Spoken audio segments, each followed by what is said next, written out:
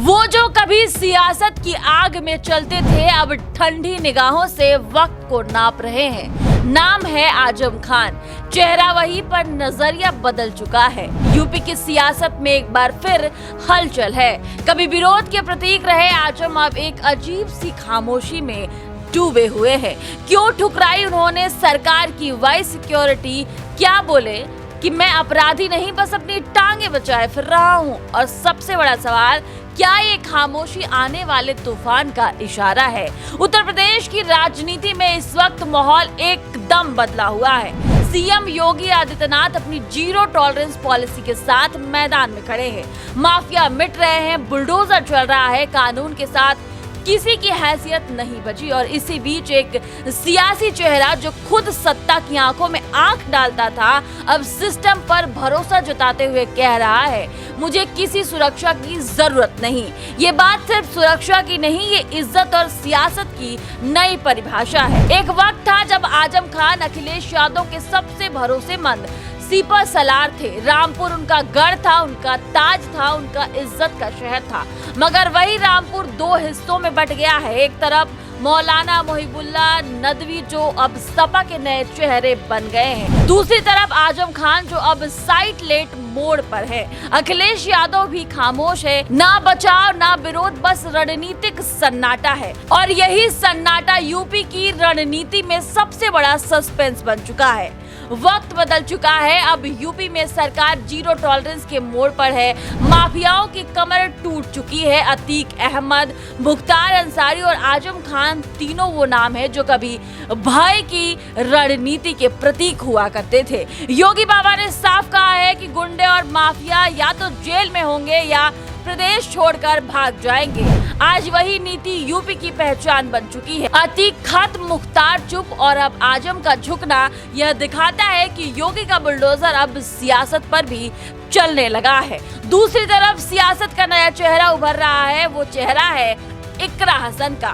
कैराना के सपा सांसद इकरा हसन जो कभी खुलेआम योगी सरकार को घेर रही हैं, वो जो सपा के नए युवा चेहरे में शुमार है। कभी कहा जाता था कि सपा के पुराने चेहरे कमजोर पड़ रहे हैं, अब वही जगह भर रही हैं इकरा जैसे चेहरे जो डिजिटल दौर की राजनीति समझते हैं, जो सीधे जनता से जुड़ते हैं और जिनकी आवाज अब लखनऊ तक गूंजती है। सवाल ये है कि क्या सपा अब नए आजम खान की तलाश में है या फिर आजम की चुप्पी के पीछे कोई बड़ी रणनीति छिपी हुई है? इधर सुभाषपा के महासचिव अरविंद राजभर का बड़ा बयान सामने आता है कि आजम खान जैसे जन नेता की यूपी को जरूरत है। साफ संकेत दिया जाता है कि सियासत अभी खत्म नहीं हुई, बस प्लेटफॉर्म बदल गया है। आजम अगर सपा से किनारा करते हैं तो छोटे दलों के लिए बड़ा चेहरा मिल जाएगा और बीजेपी के लिए एक और विपक्षी मोर्चा टूटना, एक और जीत का रास्ता बन जाना। रामपुर जहां मुस्लिम मतदाता निर्णायक है, जहां तुर्क बिरादरी की पकड़ अब तक आजम की थी, अब वही बिरादरी विचलित है। अगर आदम और नदवी की लड़ाई गहराई तो ये मतदाता दो हिस्सों में बंट सकते हैं और यही होगा सपा का सबसे बड़ा झटका।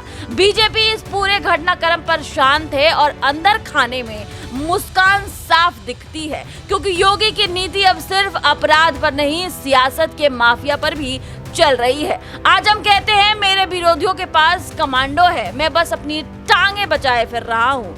ये एक लाइन नहीं, एक लाचारी है। जेल से लौटे आजम अब समझ चुके हैं कि सिस्टम से लड़ाई अब टकराव नहीं, संघर्ष की कहानी है। कभी खुद को यूपी का ताकतवर मुस्लिम चेहरा बनाने वाले आजम खान अब कहते हैं, वक्त और गली का पता नहीं, जिंदगी किसी भी मोड़ पर रुक सकती है।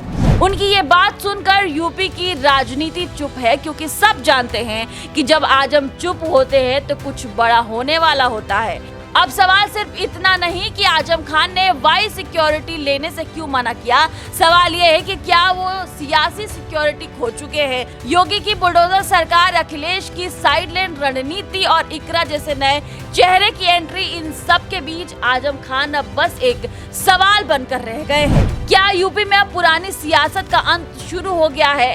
कहानी अभी खत्म नहीं हुई, बस इसकी स्क्रिप्ट मुख्यमंत्री योगी आदित्यनाथ के जीरो टॉलरेंस रूल बुक में लिखी जा रही है। सियासत का बुलडोजर चल चुका है। कभी जो डर बनकर जिए वो अब डर से जी रहे हैं।